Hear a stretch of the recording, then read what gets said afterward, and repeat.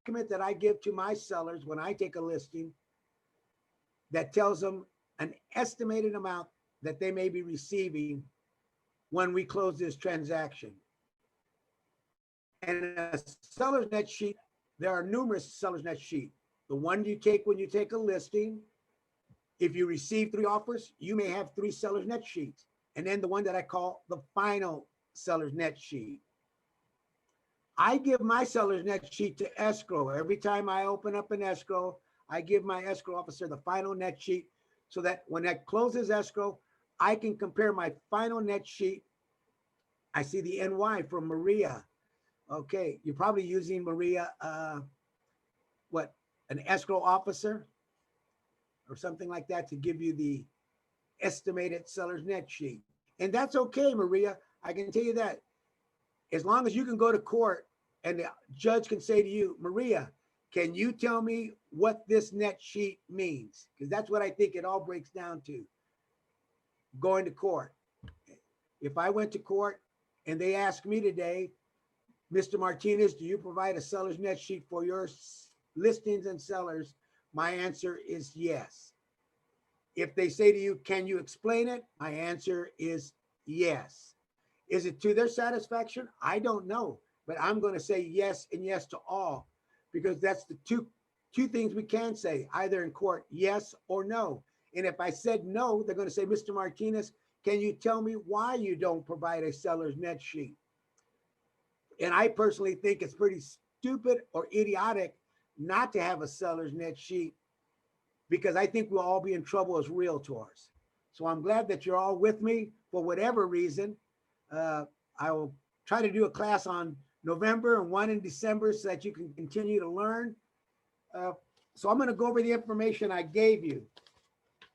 They sent you 2 packets, so I'm going to deal with packet number 2, not the seller's net sheet and everything, but the information that comes from, and you've had it.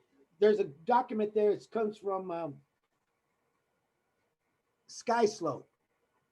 One of that two pieces of document come from SkySlope. It's called listing documentation, and it's in SkySlope. And what they do is they tell us in SkySlope,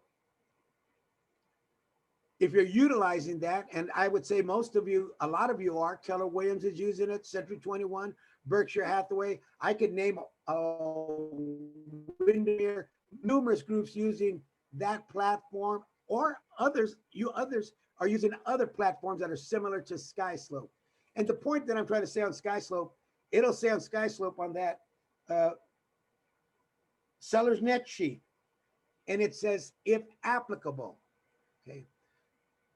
In SkySlope, it says it's if applicable because not all officers require it. But I would suggest that you use it. I've been using mine for 32 years. I've been giving it to escrow for 32 years. I've only had one person in 32 years come back with a lower estimate because he gave me the wrong numbers. Okay. Another form that I provided to you was the seller's net sheet per the MLS, CAR, the #1 organization in California. Okay. They have a seller's net sheet. And if you went into any title company, you'll see a seller's net sheet there too. You see, it's simply input information and it'll spit it out for you. Matter of fact, I gave you one of those as well. But I'm pointing out CAR because CAR is the #1 organization and they have a seller's estimated net sheet. Now I gave it to you because they'll tell you sales price 1, sales price 2, sales price 3. When I'm taking a listing, I don't have sales price 1, 2, or 3. I'm usually discussing with my client, here's the sales price, okay? And then you see percentage of mortgage payoff, that's the amount. And a lot of these figures are in our net sheet that I'm gonna go over with you, but I never ask anybody, do you know what your taxes are, your interest rate, the this, that? It doesn't mean a thing, okay? So that's another form. And the only reason I gave it to you is to point out the fact that CAR says there's a net sheet, okay? So in case we went to court and they said to you, do you have a seller's net sheet? And you said no. And they said, do you know CAR has a net sheet? Do you know that Sky Slope says you could have a net sheet? Do you know Mr. Martinez uses a net sheet for 32 years? And then the other form that I gave you in that packet was one from actually a title company, and it's 3 pages. And I put in there an amount, sales price of 298, loan payoff $224,704, property taxes. It kicked out that information. It kicked out the property taxes. It kicked out the title. It starts inputting. It's 2 pages. It starts inputting its own information. So when you go to title, they'll just tell you 2 things. How much are you going to sell it for? And how much do you owe? And then it'll give you estimates of what your good client's going to get. If you look at this one, it says $49,056.22. Well, they were close. They were close. Okay. They were close. They were off only by $6,000, to be truthful with you. Okay. That's when you give, I call guesstimates, not estimates. There's a difference. I'm guessing and I'm estimating. There's a difference. All right. All right. Let's go to our paperwork, and you're going to need a calculator and you're going to need a pen so that we can do this work together.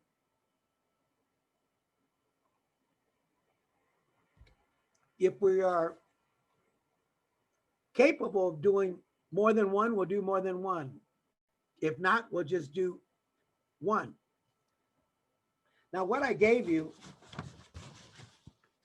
you should have in front of you a seller's net sheet formula. We'll utilize that formula, and I suggest you keep it until you can memorize the formula, because that's really the key, memorizing it and not having to use that when you go on a listing presentation. Now, a couple of the tips that I give you when I'm going to take a listing, when somebody calls me for a listing, one of the things that I ask is for their phone number so I can make sure I can get back to them. But I do ask them, how much do they owe on their property? It is at the total amount. If I can get that, that's great. That gives me some information. And I ask them what's their monthly payment and if they have HOA. I also go and get the title information as well, like all of you would when you're going to get a listing.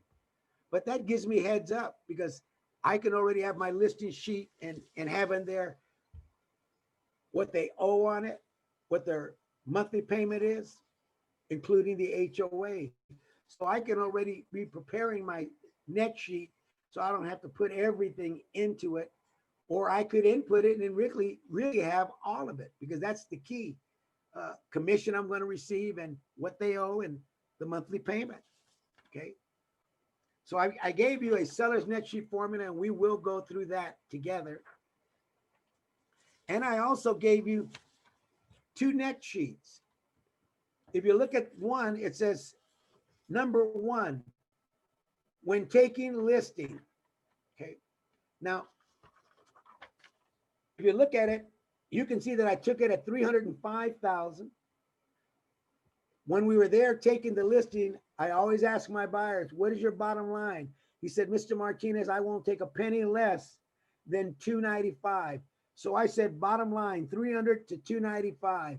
That way, if I get $305, I know I can put the deal together. If I get $300,000, I know I could probably put this deal together. But the bottom line is I'm not going to take 1 penny less than $295. So that's my bottom line. Okay, so you could see the information when I got the first net sheet for him. I looked and I asked him, what do you owe? He said $224,704. And on the first net sheet, if you look at it, it says, if I sold it at this price between $300,000, he'd be receiving $46,294 or $295, between $300 and $295. He'd be receiving $46,294 or $41,000. That's what it would have been. On the high, 46. On the low, it would have been $41,294. Okay. If you look at the bottom of this page, you'll see what I call a disclosure. It says This estimate is based upon the above projected selling of financing and estimated closing costs. It has been prepared to assist the seller in computing their cost. Lenders and escrow copies could vary in their charges. These figures cannot be guaranteed by the broker or the representative, meaning you, or if we need to pay for buyer's fees. So this is just an estimate. That's what we're telling the seller from the beginning. It's just an estimate. But when you get good at it, I can tell you this, my clients never receive less money. They always receive more money. So that's why I like the seller's net sheet. I'll go to the closing statement from escrow, look at my seller's net sheet, and I can see they're getting more money. And I can advise my sellers at close of escrow that they receive more than we anticipated. I always like to tell my sellers, we got more money, we got more money, we got more money, because I'm going to ask them for a referral or a letter of recommendation, and that helps get that letter of recommendation. Okay. The second seller's net sheet that I have for you, it says final net sheet with offer. So the final offer was $298. It wasn't $305. It was $298. And I have my seller sign it and I sign it. Okay. We're still trying to close this deal. We're trying to close it this week. This has been a long transaction. Okay. So I'm getting ready to close it. Hopefully next week I get paid. And my client is going to receive not what I told him in the first net sheet, 46 to 41, or what that net sheet from the title said, 49. I said to my client, you're going to receive 43,000. I think it's 893. So that's what I tell my client. That's what you're going to receive. And I'm almost positive that's what he'll get. A little bit more, but not less. Okay. We both sign it. Why? Because if I go to court, I want to make sure that I'm able to show this, that the seller received it, that the seller saw it, and that the seller is aware of it. Okay. To protect myself, it's a legal file. For me, there are broker files and legal files. I'm always preparing my file for a legal file. I train a lot of realtors in different offices, and I know some offices do not require the broker nor the manager requires a seller's net sheet. And that's up to the broker or the manager. But I would advise you as an agent to have one. And if you're competing against realtors that utilize the seller's net sheet like myself, and I would say the top 20, top 25, you're at a disadvantage because you're not able to provide a seller's net sheet. I can't tell you how many times I personally have been called back and said, Mr. Martinez, we interviewed a few agents. No one gave us a seller's net sheet because I don't leave my seller's net sheet until they hire me. I'll do it. And then if I'm the first agent they interview and they say, well, I'm going to interview Stella Lee and I'm going to interview Franklin Jen and Betsy Ann, I will say, good, they're great agents, interview them and let me know. I'll take my seller's net sheet with me. Okay. Why? Because I don't want them to tell Stella Lee or Betsy Ann or Franklin or anybody else on this line today who doesn't do a seller's net sheet. Well, you know, Mr. Martinez said he can bring me 47,000, 48,000. So I don't leave it for them. Okay. But if they tell me we interviewed Stella, we've interviewed Anna, we interviewed Miss Franklin, and none of them provided me a seller's net sheet, Mr. Martinez, I tell them, well, I can't speak for them. Okay. So that's how I utilize the seller's net sheet when I'm competing. And I like to be the first agent they interview so that I can tell them what I could do. And I know sometimes other agents are going to tell them, I can bring you the moon, the sun, and the stars. I tell them reality because that's where we're all at. All right. So here we go. I also gave you in that packet one sheet of a rate chart. All of you should have a rate chart. And if you don't have a rate chart, order a rate chart. I know you can get one from Tri-County. Just ask Jerry Wu and his partner, Eric.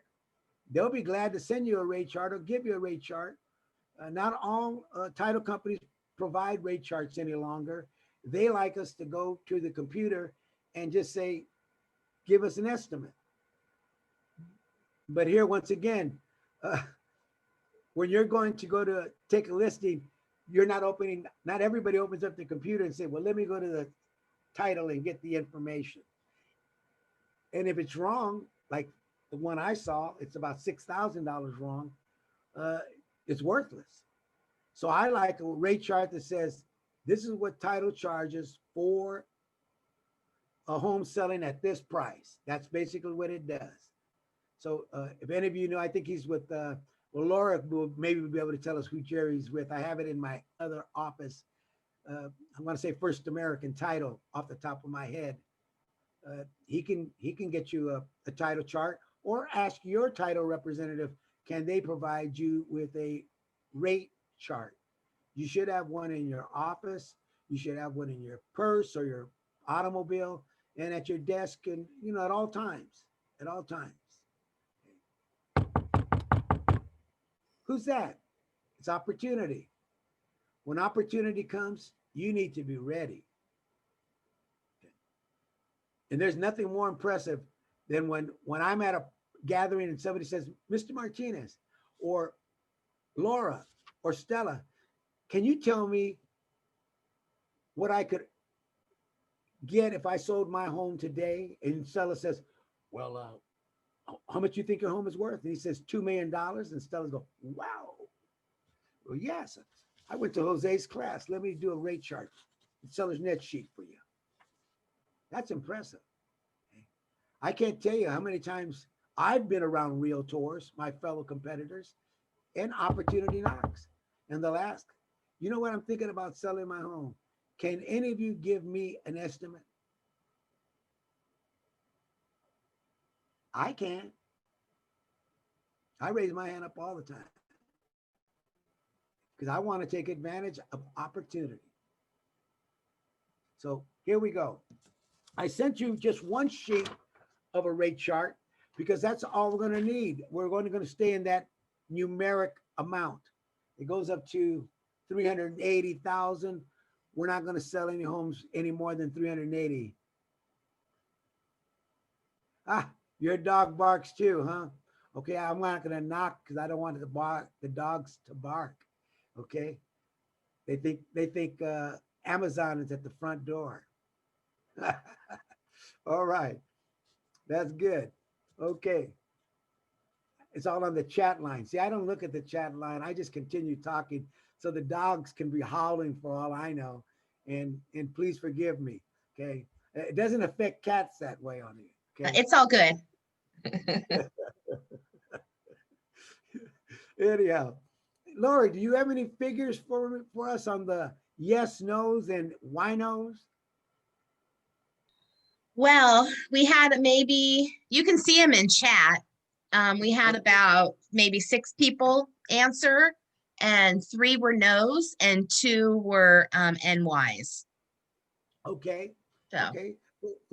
For those that do yes, congratulations. I'm not sure what net sheet. Maybe some of you who said yes, you can get on the line and tell me what net sheet you utilize. It's similar to mine, or what you utilize, because I'm always curious as to what people utilize. For those that don't or haven't, I think it's very important to have one. And for those who are YN and you may be using a substitute is fine as long as you can tell me what those numbers mean. Meaning, like if I use an escrow estimate, I should be able to go down that list and say this, that. You know, in real estate, here's what we used to do when I started, and somebody said, oh, and I started in Chino Hills 35 years ago. Before it was called Chino Hills, it was called the Hills of Chino. And it was famous for the prison, and it was famous for the flies and the dairies and the all the other things. Not what it is for today. Today, it's the Beverly Hills of San Bernardino, and it's Chino Hills. Okay? And when I sold there 32 years ago, you could buy a home for $30,000. So what we would say to someone was we'd pull up our calculator. Where's mine at? And we'd pull up the calculator and say 35,000 times 8.5%. That's what it would cost Mr. Martinez. What would it cost to sell my home? 35,000 times 8.5%, which is in those days like 6,500. Oh my God, 6,500. Yes. And I'm going to, half of 6% is going to go 3 to the listing agent, 3 to the selling agent. So there's with 6%. The other 2% are going to be for escrow, title, and garbage fees. How many of you still practice that way? Okay. Those are the days when we used to put the keys under a rock. Those are the days when you didn't have the MLS and a computer like you do now. You went and got a book and you had to look in the book to go find out where the listings were at. So things have changed. I don't think anybody that's listening today would go buy a vehicle and somebody says, you say to them, Mr. Martinez, how much is the car going to cost? And I say to you, it's going to be 35,000. And how much is it going to be? Oh, it's going to be 8.25%. And this is going to be that, this, that, and garbage fees. What's the interest? What do you, don't worry about it. It's all in there. How much is my monthly payment? We want to know everything now. You don't even go to McDonald's without getting a receipt. So real estate really needs a seller's net sheet. Okay. I'm the kind of person that will come to court to defend the person who didn't get the seller's net sheet, just so you know. That's when they call. Mr. Martinez, do you do a seller's net sheet? Yes. How long have you done it? For 32 years. And I'll bring to court escrow and my closing statements from various files. And I'll say to the court, this is what I do. This is why we do it. Why do we do it? Because sellers have a right to have a seller's net sheet and know what they're getting. Simple as that. So I think if you say no, no, no, or you don't know what you're doing, you're in trouble. Giving it is a good thing. I think giving a seller's net sheet is good, but knowing what you're giving is better. Okay. Does that make sense? I'm giving you something, but knowing what you're giving them is even better because you can explain it fully. All right. So let's take a look. I gave you a couple of seller's net sheet. One was a little bit, it says Prudential, California, because I'm not using it, but I could change it to Berkshire Hathaway. That's where I'm at. But I gave it to you because you could see the estimated proceeds, and you could see once again, this estimate is based upon the above projected selling, it should say or financing and estimated closing dates. It has been prepared to assist the seller in computing their costs. Lender and escrow companies could vary in their charges. These figures cannot be guaranteed by broker or representative. A disclaimer, escrow and lenders, they write up estimates in 45-day increments, just so you know, 45-day increments. Okay. We write them up in 30-day increments. We're going to close, it's going to close in 30 days.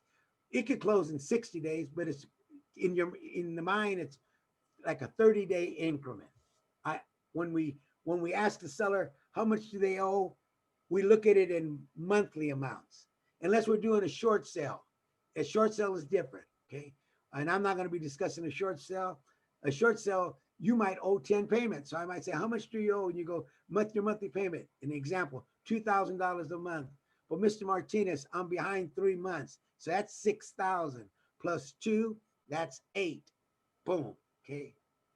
And if they don't pay during listing period, that's even more debt. So the short sale is even different. You got to keep that calculator going, okay? Because you may be adding more money into it. So let's take one and let's do one. And we're actually going to do a property, the same property. And the difference is going to be, is we're going to sell this property. You see the list price already on it. And it's the one with Team Martinez, Building Dreams, One Home at a Time with Berkshire Hathaway. Okay. Team Martinez, Building Dreams, One Home at a Time. That's a tagline. Okay. Like Disneyland says, the happiest place on earth. That's a tagline. How many of you have taglines? Okay. Like some of you say, really, by the realtor for life. Okay. So I have different taglines. Call Jose and start packing. That's one of my taglines. Call Jose and start what? Packing. Because when you hire me, you better start what? Packing. Okay. So taglines. I got a tagline. I'm just showing you because all the big companies have numerous taglines. Okay. Nike doesn't even have a word. It says they have a little just do it. Tagline. Okay. Have a tagline so I can know who you are. Okay. So there's my tagline. And we're going to sell this house, listing price $305. $305. Now, all of us together, let's put in there where it says projected selling price, put in the same number, 305. You're going to get an offer of 305,000. So put under projected selling price 305. Okay? Because that's the first thing we do. This is going to be not a listing net sheet, but a final net sheet. We're sitting with our sellers. We received an offer, and the offer is 305. So we're sitting down with the seller and saying, Mr. Seller, we just received an offer, and the offer came in at 305. So I'm going to write up a net sheet for you at 305 because the first one I wrote up for you was from 300,000 to new 295. Now we have a buyer. We've accepted their offer, and we're going to write up the offer. This last net sheet, I'm saying, sorry. So I asked him, hey, 305 projected sales price. Now we know 305. Then we asked the seller, once again, you already know this one because you have it from the first one. How much do we owe? And the seller says to you one more time, I owe, let me pull it out, $222, $704. So let's put that there in encumbrances to the left. Encumbrances, what does that mean? All debt. So before we put in that number, or let's put in the number so we can have it in, $224,704. So we know he has a first trust deed of $224,704. You ask the seller, are there any other debt? Such as what, Mr. Martinez? Such as a second trust deed, third trust deed, a HELOC loan. HELOC is a home equity line of credit. HELOC, home equity line of credit. Okay. Some people call it a home loan. Okay. Repair loan. Okay. Child support. Do you have any child support? I've been married 7 times, Mr. Martinez. I owe 7 women. Oh my gosh. How much? 10,000 each. There's 70,000. If that were to be the case. Spousal support. That could be, hey, taxes. I haven't paid my taxes. I have clients, they'll tell me, Mr. Martinez, I'm going to want to sell my home, but I haven't done my taxes in 18 and 19. Well, let's get it done. Okay. Those are liens. If you're building a new swimming pool and it's in your backyard, you might have a lien. Uh-oh, Hero just put in air conditioner and windows and other stuff. That is definitely a lien. If you have a Hero program, they want to get paid first. Okay, so that's a lien. In this case, it's real simple. The gentleman is from out of state. He says, no, Jose, I only owe $224,704. So on encumbrances, the total amount owed is $224,704. Everybody with me? Okay. So it says, let's go to the seller's net sheet. What is the first thing I'm supposed to do to come up?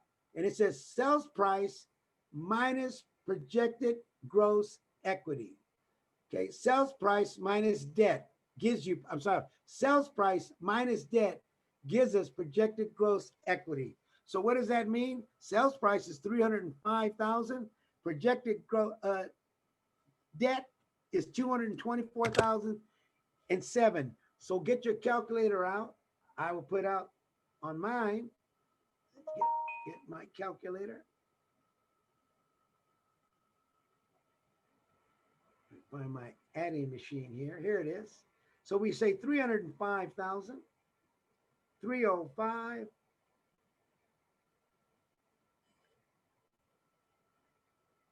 minus the 224,704 equals how much? Anybody? 80,295. So if I took 305 and subtracted the debt, my projected gross equity would be $80,296. Everybody with me? Sales price, I'm selling it for 305. Subtracting what I owe, 224,704. My projected gross equity is $80,296. Now I can tell you this, anytime you hear the word gross, you're always going to keep subtracting because we're looking for what? Net, not gross, net. Remember that, because when we're doing business, people will say this, you're going to gross this amount of money. Well, that's great, but how much am I going to net? Okay. So gross means there's still some more subtraction. Okay. What do I need to subtract? All those things that are in the less, those estimated closing costs. So let's take a look at it. Let's go again. Let's go to number 2, escrow fees. It says escrow fees are $2 per thousand plus a setup fee of $250. I give you a conservative estimate. Most escrow fees charge, you can check with your escrow fee company what they charge, but I would say in general, most all around companies charge about $2 per thousand. And then they charge a setup fee. What is a setup fee?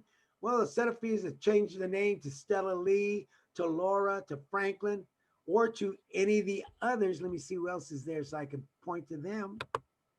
Or any of the others that are listening to the class today. They can be, if we change the name on the escrow, they have to set it up. So that's the setup fee. A basic fee of $2 per thousand and a setup fee. So let's get ours and we'll figure out the numbers. Here we go. Let's go. If we're going to sell it for 305,000 times what? 0.2% equals $610 plus what? A setup fee of $250 equals what? Can anybody say? $860. So what was it? It was 305,000 times 0.2% times 0.2% gave us $610 plus a setup fee of $250. Escrow is $860. So let's put in our seller's net sheet escrow, $860. Are you all with me? All right. Next, the next one is Sub-escrow, if you look there on your seller's net sheet, the sub-escrow, the drawing deed, and the recording are all in there for you. Why? Because they don't change. Sub-escrow is $75. Drawing deed is going to be roughly $125 or less. Okay. Recording is going to be $125 or less. So when you create your own net sheet, just put those numbers in there automatically, because that's what it's going to be. Now, what are they? In case I went to court, I can say, Your Honor, sub-escrow is not an escrow fee, but a fee that's charged by the title company to both buyer and seller. It's normally around $150 split between them. That's why I have $75 there. Did you see how I explained it?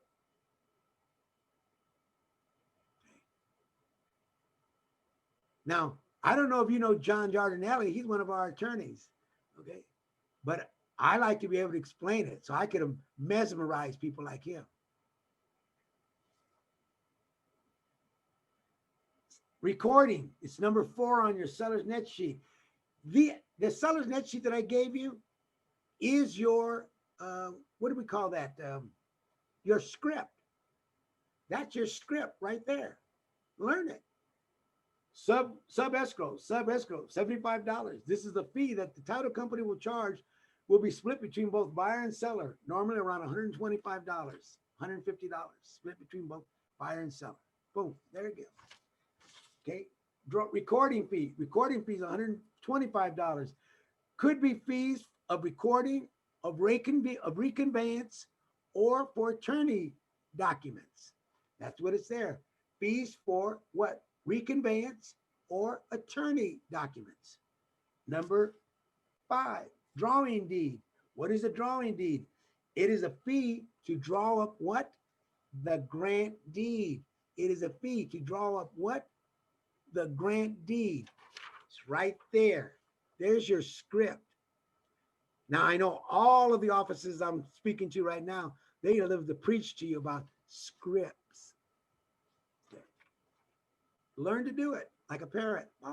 You know, like when I was knocking on the door and the dog started barking. See, they hear the door knock, they start barking like a parrot. Okay. Let's go to the next one. Okay. Title insurance. Title insurance. That's why I sent you that little sheet. Let's go to 305. 305,000. It's on the left side, policy amount up to. So let's go to 305. There is no 305. There's a 300,000. And if you look, it says Eagle policy. The most expensive one is the one you want. I'm not selling this at 300,000. We're selling it at what? 305. But there's no 305. So where do I go to? 310. Always go to the higher one, not the lower one. So we're going to go to 310. 310 says title for a property of 310 is $1,176. So let's put that in there. $1,100 and what? $76. Where did I get that information? From the title company. I don't make it up out of my head. It's on the title chart. So I put that number in there. Okay. Transfer tax. I didn't discuss this, but when you're talking about transfer tax, let's go to this seller's net sheet. Number 7, transfer tax.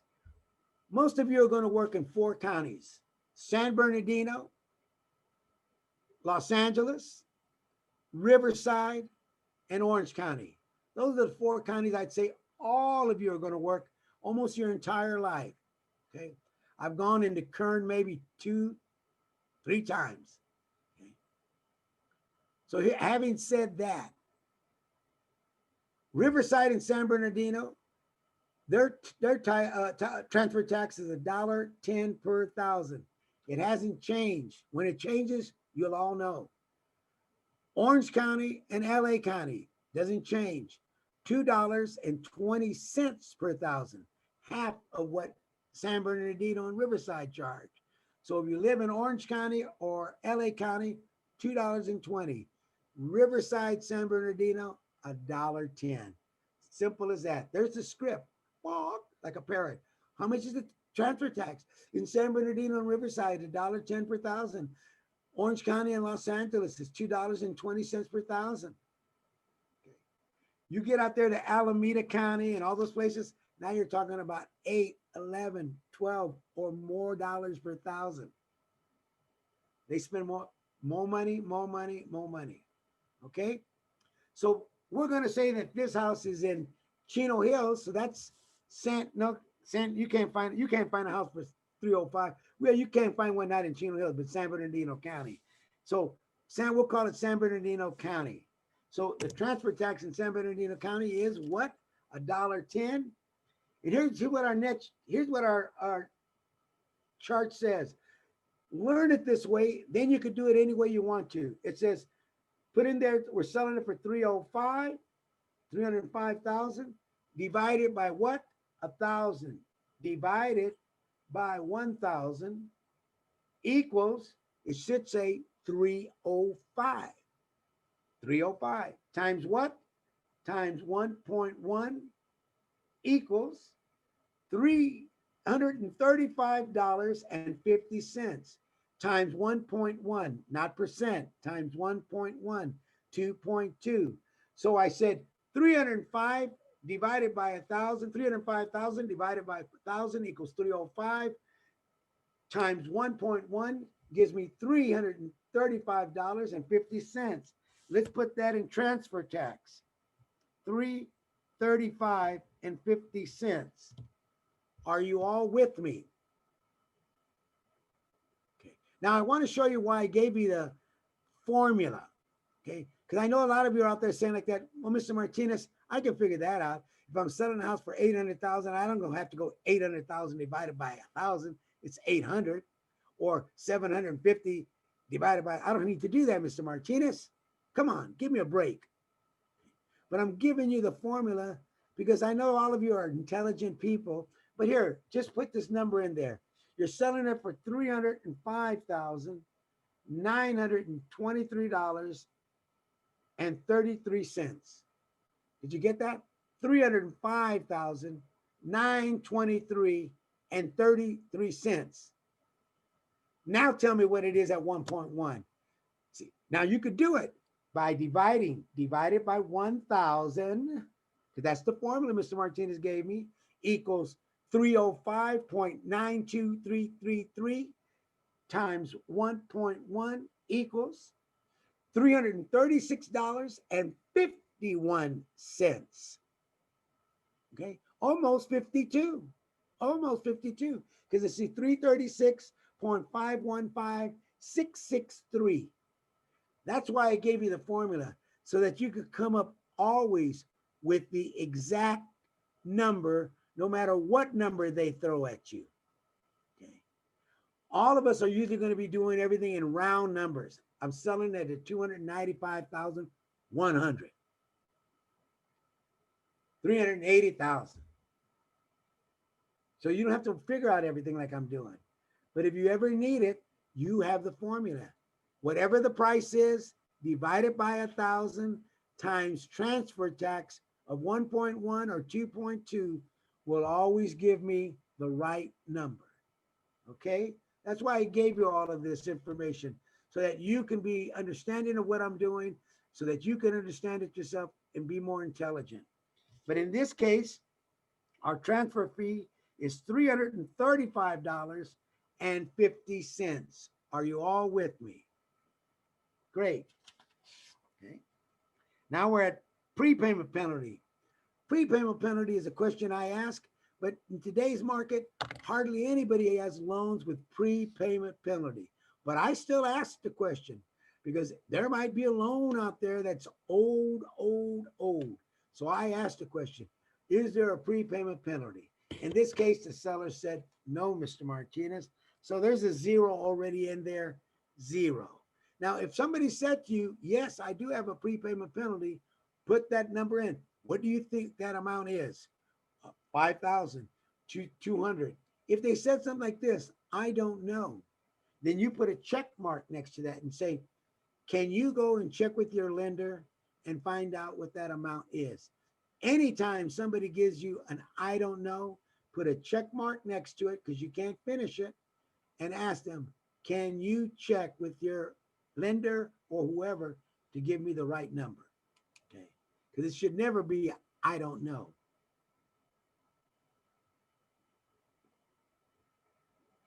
But in this case, it's zero. Reconveyance, $125. Let's go down, number 9. So you can look at your script. What is reconveyance? Reconveyance is the fees to reconvey the deed of trust, the first deed of trust, maybe the second deed of trust, or the third deed of trust, and to deliver clear title. That's what it is, reconveyance. I want to reconvey first deed of trust, second deed of trust, third deed of trust, and to give my buyer clear title. It's on the script. Okay, seller's net sheet. Practice it. Like a parrot. Okay. Interest. Okay, interest. Interest. When I'm taking a listing, I sit down with the seller and I say to the seller, Mr.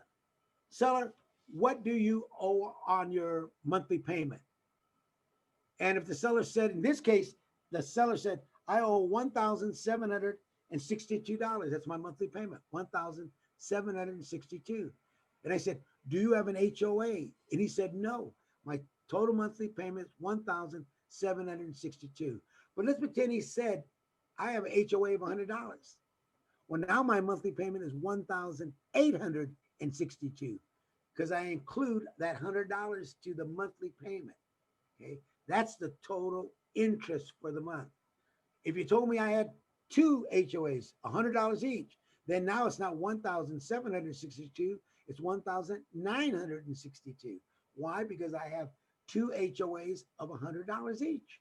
So that's what you do. What do you have? My monthly payment. Do you have HOAs? Yes. How many HOAs do we have? 2, 3, 4. Whatever the total monthly payment is what I put in there. In this case, this seller said to us, Mr. Martinez, my total monthly payment is $1,762. So let's put it in there. $1,762. All right. Okay. Preps and docs, it's already in there. So you don't have to put it in your net sheet. When you create your own net sheet, once again, it's in there. So when you create your net sheet, everything that I have in there, you can put in there. Okay, just I don't worry about those numbers. They're in there. They're going to be that number or less all the time. Preps and docs. So if you don't know what it is, look at your seller's net sheet under number 11. Preps and docs. What is it for? To prepare docs. I need to prepare a document, a new doc. That's when you open up escrow, they say, oh, seller's got to get this signed and everything notarized and blah, blah, the docs. Okay. Because you're going to prepare docs for the new buyer. And it's $200. That's all it is. Docs. What is it called? To prepare the documents. So we can, once again, sell this property. How much is the fee? $200 or less to prepare docs. Appraisal, 0. I have 0 in your net sheet, and I'm going to say 99.9% of my listings appraisal is 0. I don't pay for appraisals. Have I ever paid for appraisal and asked the seller to pay for appraisal? Yes. I use it as a technique. I don't want to knock on the wood. There's a box, I call it the toolbox. In my toolbox, nothing is in cement. Appraisal is never always no. I don't pay for appraisal. I don't pay, no, appraisal, sellers don't pay for appraisals. Okay. I pay for appraisals. When, Mr. Martinez? When it benefits my sellers. When my sellers will gain from paying for the appraisal. Did you hear what I just said? I pay for the appraisal, meaning the listing person will pay for the appraisal. When? When it benefits my sellers. Well, when does it benefit your sellers? I'll give you an example. True example. An agent that I knew had a piece of property, and I give the story every time. Had the property, had multiple offers on the property, and they didn't sell the property. I asked the agent, why didn't they sell it? And he said to me, Jose, because he didn't call me Mr. Martin, Jose, we didn't sell it because nobody wanted to take a chance at the value. They were afraid of the value. That was simple as that. How many offers did you have? He goes, 3, but all of them were afraid that the value wouldn't come in, so they wouldn't make the offer. Boy, something popped in my brain right away. So I went and knocked on the door of the seller. Because why? He wanted to sell it. I know that. Why? Because he had it on the market. Said, I don't need brain surgery to know this. I just look at the information that's out there, you guys put out there. And I spoke to an agent that I knew, and he told me that value was the problem. I said to the seller, Mr. Seller, I know how we could sell your home and we can get it sold if you give me 90 days. Why should I give you 90 days? Because I can get it sold. What do you think is the issue? And I told him, value. People were afraid to put it to value. I want you to pay for the appraisal. And I told him, you're not going to pay for it. You're going to pay for it on paper, but I'll pay you for the appraisal when we close escrow out of my commission. Okay. Because I want to make money. Jose's got a calculator. I'm always figuring out how to make money. I can tell you that. We took the listing. We got offers. Why? Because the other guy got offers. I got offers too. And all of them were afraid to do what? Make an offer because of value. And here's what we did.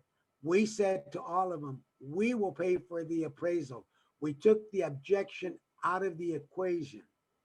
If we pay for the appraisal so that you don't have to worry about value, will you make an offer? Yes. We went into escrow. We closed the deal. I paid for the appraisal. I made commission. That's the time when I say to you, it is a value to pay for an appraisal. Okay. It's a technique. Some people don't look at it the way I look at it, but I tell you, it's a technique. So I never say 0 is 0. It could be something else. Okay? And in this case, an appraisal could be something else. 99.9% of the time, it's 0. But when my clients could benefit from it, we will pay for the appraisal to get you, the buyer, into escrow so that I can get what I call the cement to start to get solid. See, I have to get you into escrow to get the cement to get solid. While you're out of escrow, we don't even have a deal. So I got rid of the objection. Okay, that's my story on appraisal. Pest inspection. That's up to you. I know some agents don't like to do pest work. I personally, I will put, we'll do the inspection, get the inspection, but I put without work. So when I take a listing, it'll say $75. I think the next sheet I gave you has 0. And I put it that way because I know some of you realtors, you don't like to do a pest inspection because you don't want to know the known facts. Because if you know the known facts, you must reveal them to the buyer. Oh, there's $10,000 worth of pests, and I got to tell the buyer there's $10,000 worth of pests. So let's not get a pest report. And I hope that the buying agent doesn't ask for one. And I hope we don't have to get a pest report. That's what everybody hopes. But when you're dealing with somebody like me, I won't even put in the offer that I want a pest report from you. Why? Because I know you don't want me to get one. So when I get into escrow with you, then I order a pest report. And if it comes out bad, I'm going to ask the seller to fix it. And if the seller says no, I back out of the deal. Okay. It's called techniques. Some people say, don't bring it up. If we act like we're blind, nobody will know. But that's not true. Agents like me, I don't need to ask for nothing. I have 17-day contingency periods in which to bring in any and all inspectors. Once I go into escrow with you, Martha, once I go into escrow with you, Stella, once I go into escrow with you, Betsy. Then I can ask for everything. And then I can tell you, hey, everything's crappy. Fix up everything. And then you guys can say, no. And I can say, fine. It's all technique. So in this case, appraisal 0. And in this case, inspection is 0. We're not going to do an inspection. Now, if it's me, I do an inspection and I put in there $75. My pest companies do not charge Mr. Martinez to do an inspection if it's clear. If it comes back clear, that's a free inspection. And if it comes back clear, when I list it, I can say to you, the buying agent, hey, I got a clear inspection right here. Or I got an inspection and there's pests, $300, $400, $500 worth, but seller's going to pay for it. Don't worry. Okay. I like to know the present as is condition. How many of you guys like to put this in your listing? Home is being sold in its present as is condition. Great. What is as is? Have you done a pest report yet? Do you got a home inspection? Do you got anything that could tell me what as is is? No. But you sell them all the time in its as is condition. And really what you're saying is, I'm selling it to you as is. We don't want to tell you what it is. We're not going to look and find out what it is if you want to, but we really don't want you to find out. Okay. So I always want to know what is as is. So I can tell you, hey, there's $50,000 worth of pests, termites. They're holding up this damn house. And if you want to buy it, you can buy it. And if you don't want to buy it, you don't have to buy it. And I have sold homes, and this is how I market them. I've marketed a home. When I took the listing, I told the owners, this property is a bow wow wow. It is a dog. And you know when I market it, this is what I said in the MLS. This home is a bow wow wow. It is a dog. It needs roof. It needs windows. It needs carpet. Okay. I didn't say it stinked because I didn't want to go that far, but it smelled. Okay. But one thing it had location. So I put down there, but location, location, location. Okay. An opportunity. And I sold it for more money than I listed for. Okay. But I wasn't afraid to tell you it's a dog. Okay. If you put lipstick on a dog, it's still a dog.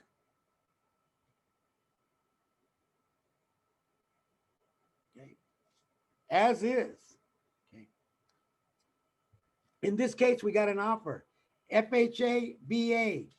So we're going to pretend that this was an this is not an FHA offer. I take it back. It's a conventional offer. So on that one, we write 0. When I take listings, on all my listings on FHA or VA, when I'm taking the listing, it's always 0 as well. Why? Because I usually tell the sellers, we're going to sell it at $305,000. If we get a conventional VA, FHA, any type of buyer, they may ask for closing costs. How much money do they ask for? Well, there's some people that ask for up to 3%, and there's some people that have insanity, and their agents are a little bit insane too, and they'll try to ask for 6% because they think they can get 6%. We got to slap them. So I tell my clients, usually around 3%. 3% of 305,000 is about 9,000, plus. Not 10, 9, around 9 and change. Oh, I don't want to give them 9,000. I said, no, we're not going to give them 9,000, but they might ask for something. And if they give you full price and you're willing to sell it for 300,000 and they give you full price and they ask for 5, we might have to give them 5. We have money to do it. Okay. In this case, we're asking 305. They gave us 305. And your client said, my bottom line is 300,000. So you have flexibility. Okay. FHA, VA, 0. Home warranty. When I take a listing, I always advertise that I'm giving the home warranty. On my listing, it's 0. But let's pretend in this case that the seller The buyer said they wanted a home warranty, and they wanted a home warranty, and it cost $470. So let's put home warranty in there. Home warranty of $470. Brokerage, it says $20,000 and change. Take that out. Let's find out what brokerage really is. Put in the amount 305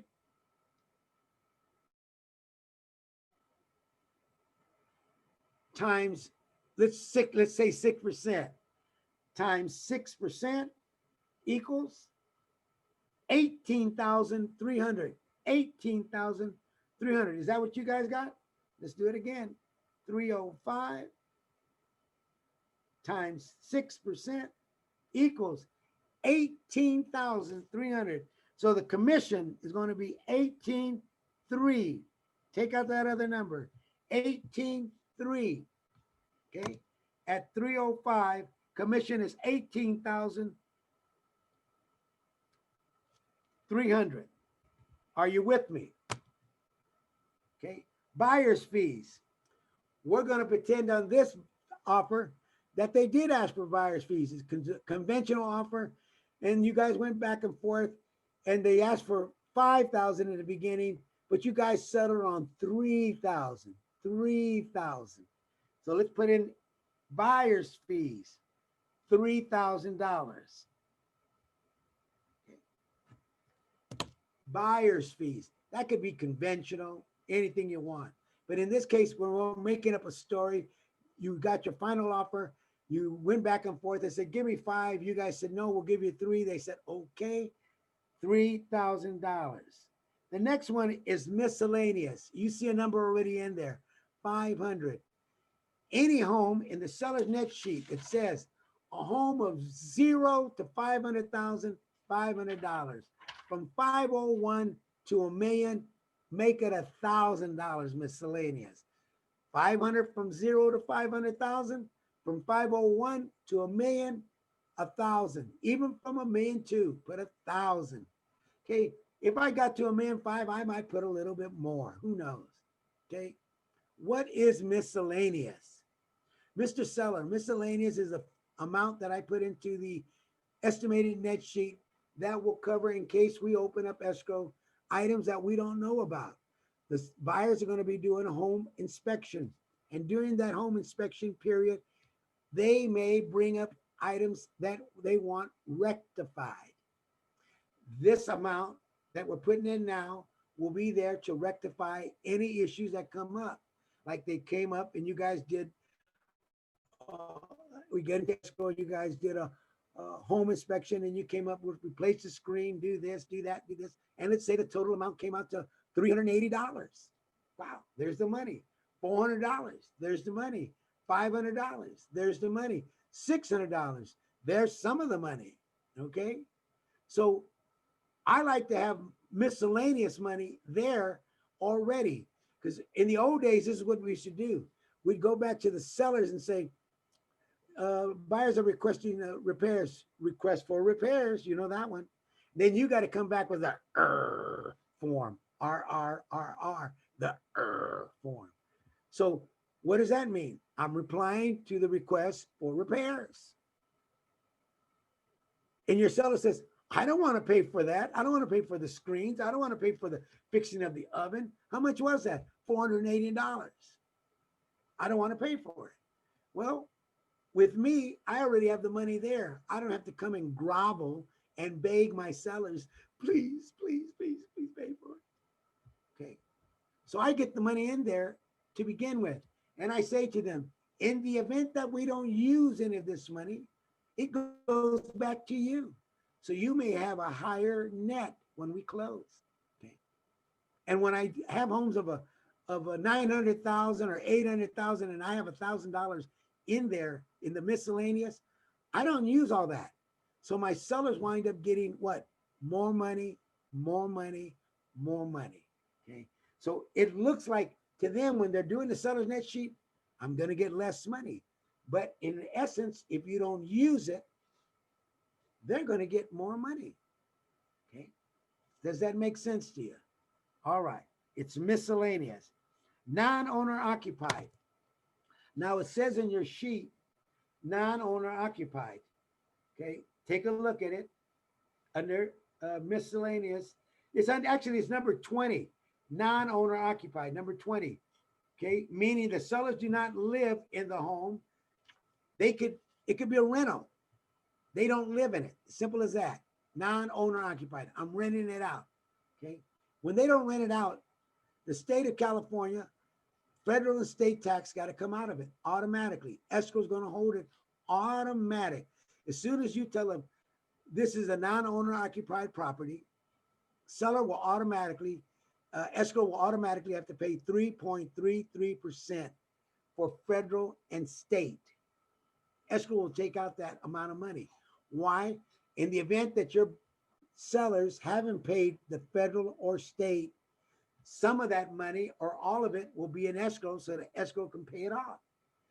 If it's not utilized, your buyers can get it back. My buyers get them, my sellers get it back. I mean, your sellers can get it back.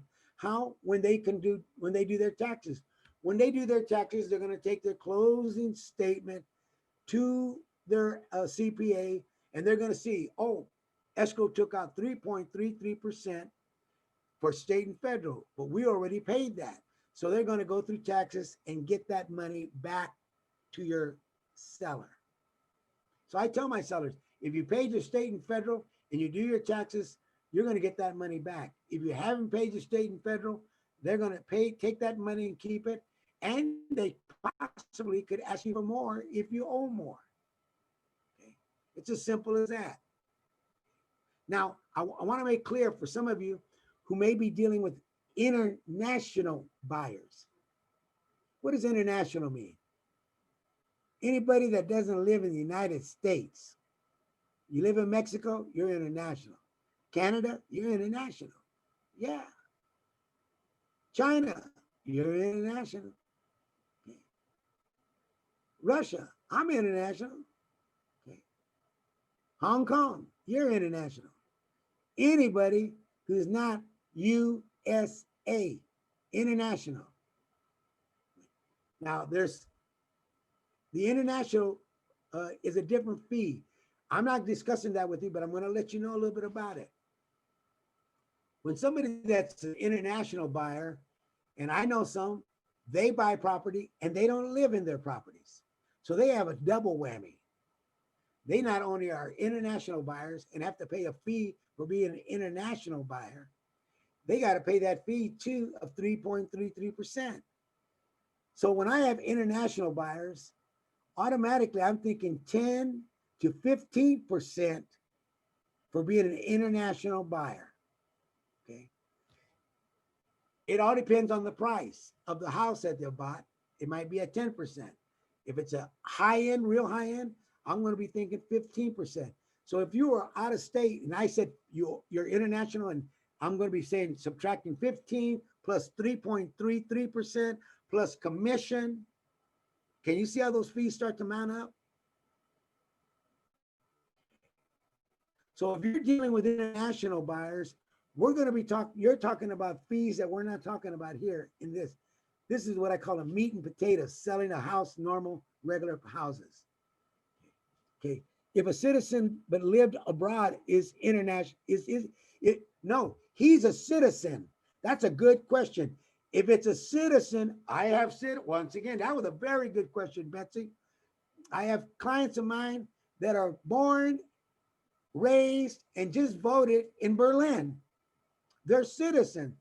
When you're born here and you go to another country, they call you a expatriate, but you're still a citizen of the United States. The only way you can give up your citizen is to give it away. I don't want to be a citizen. Okay. So that answer, no, that person is going to be, he is living in Germany, but he's not an international buyer. He's an American buyer. He bought the property here in the United States and he moved to a different country, Panama, Mexico, Cuba, wherever he wants to move, China, wherever you want to move. He's still an American. He's going to have to pay that 3.33%. Why? Because he doesn't live in the property. So that's what he's going to pay, the 3.33%. But if he were born in Germany or born in Hong Kong or born in another country and doesn't live here, he's going to be paying the top price. Okay. Does that make that clarify it for you, Betsy? Or and anybody else that's listening? Thank you. Okay. That was a very good question. Okay. So thank you. Thank you. You're welcome. So I'm not speaking to all of you today about international buyers, but I do want you to be aware, because I know many of you are going to be dealing with international buyers and have never thought about this. You should be saying to your buyers when they're international buyers, and here goes once again, you could talk to your escrow officer, you can talk to your lenders and so forth when you're putting a loan together, so that you can better explain to your buyer what fees they're going to be paying, not now, but down the road, because that's when it comes. I'm telling people this, and I've been telling people this for a long, long time, because a lot of people deal with international buyers and have never explained what I'm explaining to you. And when those buyers sell those property, they go into shock when they're told, I got to pay 10 or 15% besides the 3.33%, besides the 6% commission you're telling me I got to pay you, besides the 2.5% commission to sell the property. I mean, add it up. 15 plus 6, that's 21. Plus 3.5, that's 24, almost 25. Plus 2.5, 25, 26%, almost 28%. If I sold a home at $1 million, international buyers, you guys have them in the diamond in the country, in other places, and you're selling to an international buyer a 1.5 million, a $2.5 million home, and he's going to pay, what did I just say, 25, 27%? Wow. Wow. That's all I got to say. I bet you if you were telling me that, I'd be saying to you, Martha, well, can you reduce your commission by about 6%? How about you, Betsy? Can you guys reduce your commission? Because, wow. No, Mr. Martinez, we can't do it. Our office does not allow us to reduce our commission. And after all, I'm going to work hard and I'm the best agent in the world. You're asking me to reduce my commission? You're crazy. Yeah, we don't do that. No, we're always taught to ask for more. Okay, here we go. So let's keep going. Miscellaneous, we have 5. I've already gone over the non-owner occupied, and this owner in this property is a non-owner occupied. So let's put it down there. 305,000 times 3.33% equals, wow, $10,156.50, because I'm non-owner occupied. $10,156.50. If you look at the other net sheets that I gave you, it's the same property. You can see I told my seller who's non-owner, hey, you're going to have to pay non-owner occupancy. And this one says $10,156.50 because we're selling it at 305. Okay. The one I think I sent you was at 298. And let me see what that would equal out to. Let me pull it up. That came out to a little less. That came down to $9,923.40. Okay. I'm consistent. So in this case, the non-owner occupancy is 10,156. Why is he paying it? Because he doesn't live there. He's renting it. Okay. He's renting the property. My client is in Texas. Okay. So California, non-owner, got to pay these fees. Private transfer tax. I asked the seller, it's not a private, this property was built in 1955. So I'm going to give you a rule of thumb. Okay. It's not necessarily cement, a rule of thumb. Private transfer tax. Private transfer tax did not come into effect until 1999. So why am I going to ask anybody who got some home in 1988, 1977, 1966, 1992, do you have a private transfer tax? They weren't around. They weren't around. So when I go to a listing and they're from 1999 on, I always ask the question, do you have a private transfer tax? Your seller may not know that they have a private transfer tax. That wouldn't surprise me. A lot of sellers don't know. I don't know. Or yes, I do. Do you know the amount? I don't know. Do you know who pays for it? I don't know. Most people don't. Now, here's one thing that they always say to me, so I'm going to say it to you. You are the listing agents. You are the agents of that area. You're supposed to know your areas that you market. Okay. So I would say if you're marketing in any areas where they're building new homes, I would be going to those new home developers and asking them to give me their paperwork and ask them, since I'm going to be selling homes eventually in that area, is there any private transfer tax? That way I can keep my data together. That's how I started off in Chino Hills. Because when they started in Chino Hills and started building every home, when they built them in the Village Com area or Village Oaks area, I got every developer that built in Chino Hills, I had their development, their paperwork, so I can use them for my marketing material. So that's what I would do. That's your job. Your job is to find out what goes on in my area. Not to get a listing and then go for the first time, go, wow, I got a listing. I wonder what this property is all about. That's your job. So you're not going to find out in title if there's a private transfer tax because it's not in title. It's private. Okay. The lender knows, the builder knows about it, and technically the seller should know about it. But when I bought a house, my wife and I, we bought one in 2003, I think. And you know, when you're buying a house and they're telling you all the stuff in closing and paperwork, and they're telling you all the stuff, you don't hear everything they're saying, okay? Because you just, oh, what color is my house and where's it going to be and oh my this, and you don't hear it, okay? And then they give you that stack of documentation. How many of you have read it? All of it. You know what documentation I'm talking about? When you buy your house, they say keep it and read it. I know all of you have read it. That's why you know everything. Okay? That's what we're supposed to do. Hey, we got it. My wife and I, we had it. And they go, it's important papers. Put it to the side. Where? Important papers.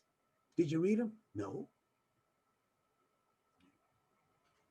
So once again, sellers, private transfer tax. Who do you ask? The seller. Mr. Mrs. Seller, do you know of a private transfer tax? Yes. Do you know the amount? No. Do you know if they know the amount? Yes. Do you pay for it? Yes. That would be great. When I close mine, it could be this way. You have a private transfer tax and both seller and buyer can pay for it. Why is it important for you to try to know it? Because if you go into escrow, once again, that's a contingency. And we open up escrow and we find out there's a seller, private transfer tax. And I'm using this as an example. And it's $2,000. And they say, if they said seller's got to pay for it, well, then hell, nobody cares. The buyer doesn't care. Seller's got to pay for it. Seller's probably complaining, oh man, I didn't know about this. But what if they said, we don't know. And the seller says, we'll split it. And you go, no, I don't want to do it. That could be a way to get out of a deal. Okay. And if you get into those high end homes, $3, $4, $5 million, and you say it's 1%, 5 men of 1% of 5 men, I can count $5,000. Who's going to pay for it? Buyer. But you didn't tell me I had to pay for it. I don't want to do that. I'm going to get out of this deal. So it could be issue when you go into escrow if you don't know about it. And a lot of the realtors that I train, they normally don't find out until they're in escrow. And then escrow says there is a private transfer tax, and we didn't know about it. And usually they either negotiate it or the seller winds up paying for it because the buyer doesn't want to pay for it. Okay. So I'm just letting you know. The question on private transfer tax, ask the seller. There's a CTT. I've never used it in 32 years. It's in the one that means city transfer tax. I've never used it. You're never going to use it. Don't ever think about it. It's in the form that we have for MLS. It says city transfer tax as well. It's not necessary. So let's add up all of these numbers together on the estimated closing side. Okay, let's all get together and add them up. We have first $860 for escrow, plus what? $75 for sub escrow, plus what? $125 for recording, plus $125 for drawing deed, plus $1,176 for transfer tax, plus I got to get back to where I was at. 1,176 plus I got off. Let me just add them up again. Plus the 33550 plus 33550, that is the transfer tax, plus 125 for reconveyance, plus $200 for docs, plus $470 for home inspection.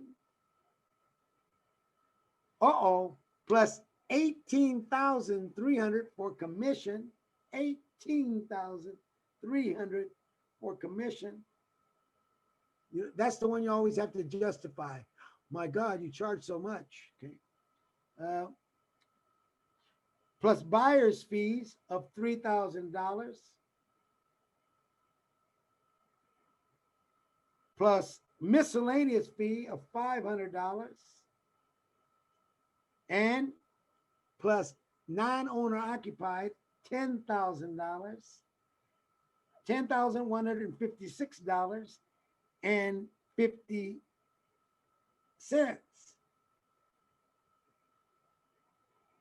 equals. Anybody got a number for me? I'd like to hear somebody else's number before I give you mine. Anybody got a number? What is the total? 34,513. She got 34,513. Anybody agree with her?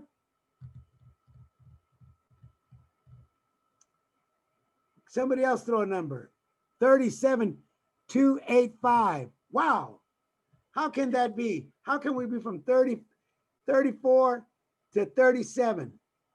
Stella, you want to tell me your number? How about Betsy? Somebody else, throw out a number. Don't be afraid. Because I know we all can't have the same number. 35,448. Victoria, you win the prize. 35,448 is what I have. I don't know how you guys could have another number. Okay. But we'll go through it again. Everybody, clear your calculator, please. Clear your calculator. Here are the numbers one more time. Thank you. Here's the numbers one more time. We all should have the same amount at the end. $860. Plus what?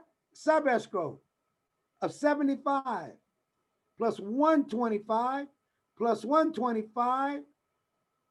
Plus title insurance of $1,176. Plus transfer fee of $335.50. Plus 125 reconveyance, plus $1,762 plus $200. That's for docs. Plus $470. That's for the home warranty. Plus $18,300 for that commission because you guys want to buy a new Mercedes. Plus $3,000 for buyer's closing costs. Plus $500 for miscellaneous, and $10,000, $156.50 for non-owner occupied equals. Uh-oh, I got a different number. I got a different number because I didn't have the right number. We took one number out. Who gave me 37,210? 37,210. You are the winner. You are the winner. I made a mistake. You are the winner. See, you got to add them up again. The number is 37,210. Now, did everybody get 37,210 this stuff go around? Because we all should have got it. Yes, thank you. Yes, thank you. Yes, thank you. 37,210. Now, I made a mistake and gave a winner to 35,448. Why? Because I missed a number in there, and now we got it up to that 37,210. 37,210. Oh my God. Okay. That's why we got to check the numbers once, check the numbers twice. Even Jose could be wrong. All right. So there it is. If we had a buyer and we're selling it to the buyer today at 305, and we take away that 37,210, let's take away the 37,210 from the $80,296. Okay. That's the projected gross equity. Remember it said we have more subtraction. Now we know what the subtraction is. 37,210. So I take 80,000. Let's go to our calculator. $80,296 because that's the gross minus the estimated cost that's on the left of $37,210 equals, how much am I going to get when I close this deal? Anybody? I'm going to net, I have $40,086. $40,086. Look again. You have a net, a gross of 80,296. Subtract 37,270. What do we have? Let's do it again. 80,296 minus what? 37,210 equals 43. 43,086. 43,086. Who had 43,086? Whoa, Franklin, you're on top of it. 43,086. So your client would be getting, you would say to your client, Mr. Martinez, you're going to be getting $43,086 when we close this transaction. Okay. So that would be your net. That would be your net. Is everybody with me? Now I got to ask Laura if we have time to do one more net sheet because I always got to ask because I'm not keeping track of the time. Is Laura around? She might. I am around and you have 20 minutes left. Well, 20 minutes. I'll ask, let me ask questions. Does anybody have questions for me? Okay. They can unmute themselves if they want to ask you a question. Okay, you can. Yes. You're good so far. Did everybody understand it? Okay. Good. I will conduct another class next month. It will be on a different subject because I always try to change the prospective seller, prospective buyer. So I will conduct another class next month, and I hope you could join me and practice. I would suggest that you make your own net sheet and that you practice your net sheets. Once again, this is a tool. If you're a listing agent, and I always say this to everybody I train, listing agents are the kings and queens of this business. You know that. I don't have to tell you.